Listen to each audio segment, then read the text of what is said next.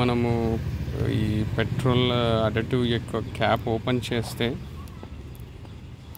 You can see there is a seal.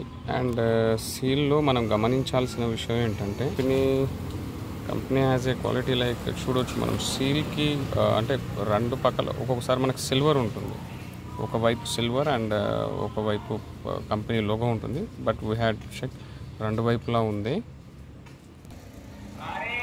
Tank cap open చేసుకుందాం మనము.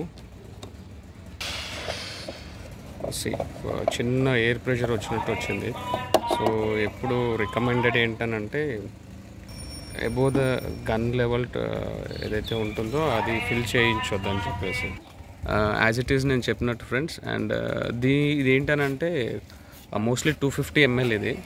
So seal open చేసినాను and ఇది మనం పోర్ చేస్తూ ఉన్నాం. దీంట్లో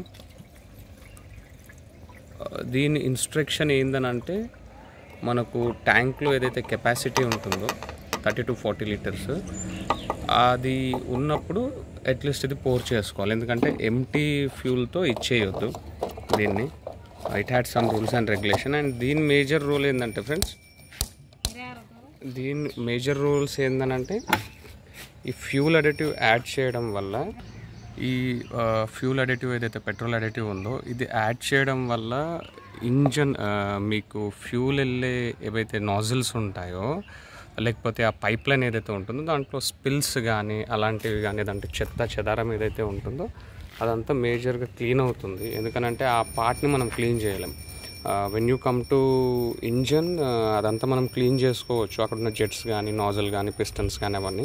బట్ ఎంటైర్ ఇది పైప్ లైన్ ఏదైతే రూట్ ఉంటుందో ఫ్యూల్ మనం పోసేది, so we can't make it happen. దాన్ని మనం ఇచ్చేయలేం. సో డెఫినెట్లీ ఇలాంటి అడిటివ్స్ ఎవ్రీ ఇయర్కో 2 yearsకో లేదా అట్లీస్ట్ 1 lakh kilometersకో వీలైతే ఫ్రీక్వెంట్గా 6 monthsకి అలా ఫ్రీక్వెంట్గా యూస్ చేసుకోవచ్చు.